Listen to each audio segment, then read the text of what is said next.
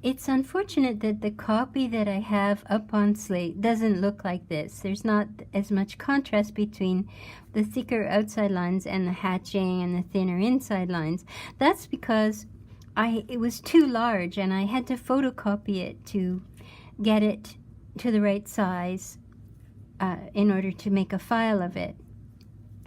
And every time you do that, make a photocopy, it becomes darker. So this is better, actually. This is how you want it to look, just like this, so that you have 3 weights of line. That's why I'm leaving the hatching, remember, because that's about the right weight for the hatching. This is the right weight for items that are to be thinner lines, and this is the right weight for the Pentel sign pen. I know that people are a little afraid of the sign pen, but you have to make friends with it and it will serve you well. So here I am, I'm using what would be your 0.07 for my inside lines. I'm avoiding the clock, more circles. I know ellipses are scary beasts, but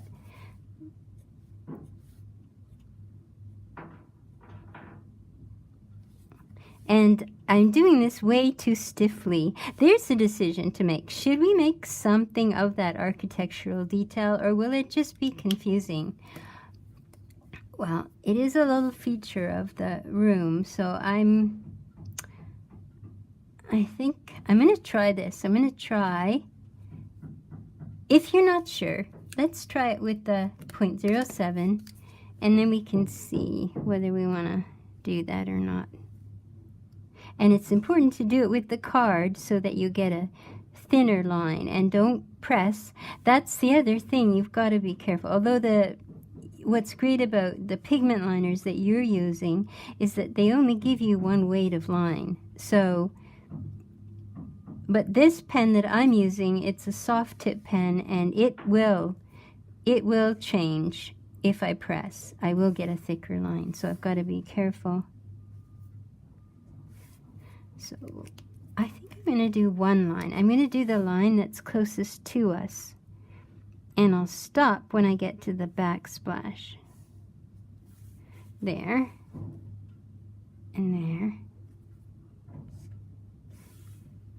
I think I'll leave it like that because that does do that. Now the line of your ceiling is hugely important. So, and the lines of your walls and your ceilings, they have to be very obvious. I'll never find an ellipse on here that will match it exactly, but I can use pieces. I can do it in pieces. And I'm going to start out with the 0.07. I'm not going to go right in there with the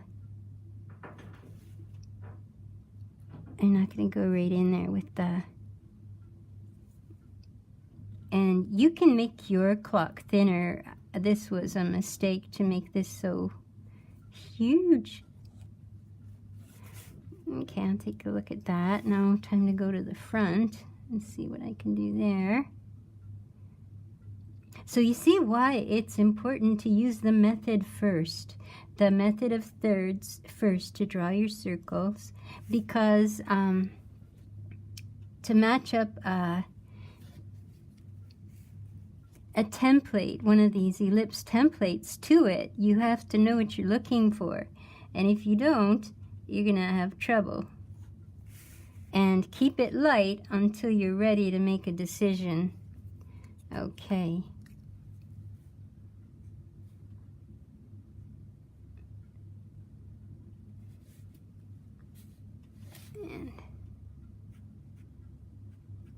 Okay, so I'm going to go in with my thicker pen.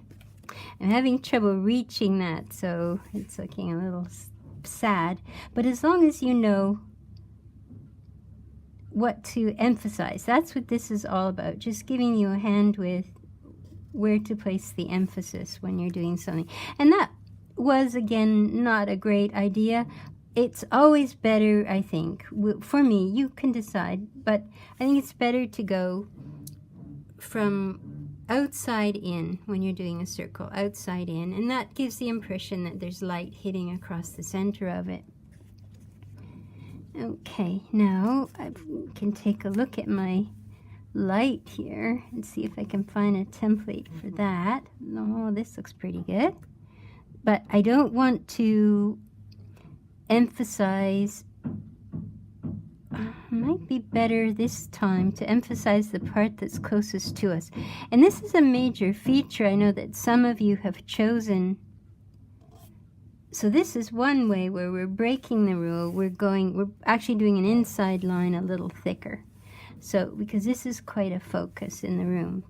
This was part of the renovations. It wasn't in the original picture. I'm going to try a lighter line for the back because I really want this to show up as open and full of light, and that's how I want to interpret that. But you could have done it just with the outside, and that would have been fine too. Just, it's a good idea to play around with some of these ideas. Now you're probably thinking you should be done with this by now. Why is it taking so long? But it does take a while, so leave lots of time for it. There, so that's not as important. Now we've got to find something to give us the outside shape. Let's see what we've got. That's not bad. Let me see.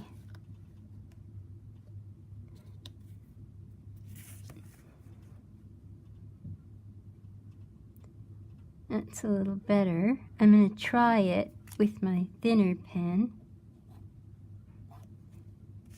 That's pretty good.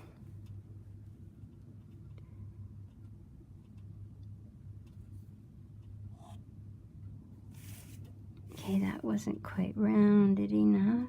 Or maybe I'm wrong on this side.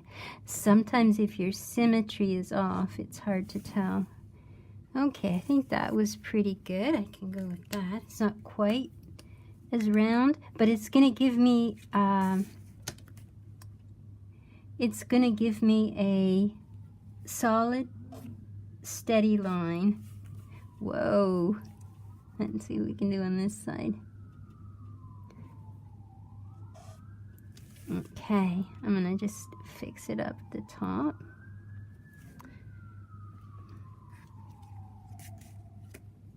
And on the inside, you'll put your thinner lines. Don't forget that you'll see some inside here as well because it's turning, so you want to show a little bit of that. Now these can just become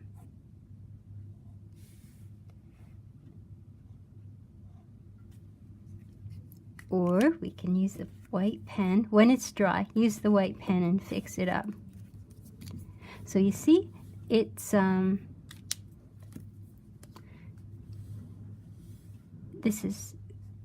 this takes quite a bit of time and quite a bit of thinking, so you've got to leave enough time for all of that.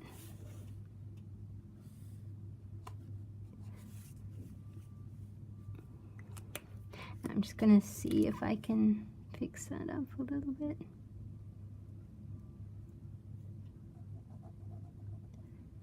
There, I think that's fine. Now, we do need to show that it's attached to the ceiling. And we do need to show the housing. If you don't have the housing on, see if you can't fit that in, because it can look not quite right if you don't have the housing in.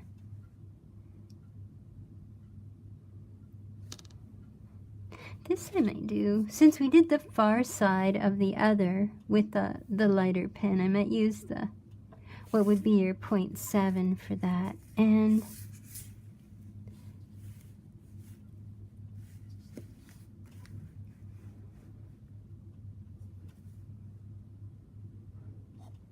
There, that's enough of that. I think that sets that up. Now we'll come on down and maybe the hood. We might as well do the hood while we're back here.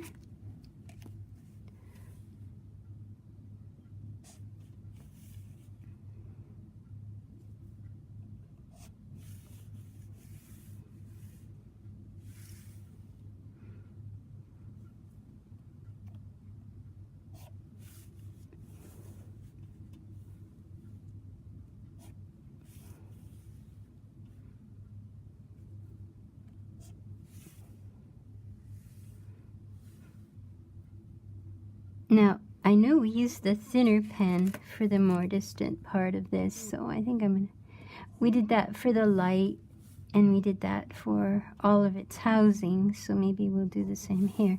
But the hood is an important feature in the room, and it's an unusual shape, and it's an unusual height.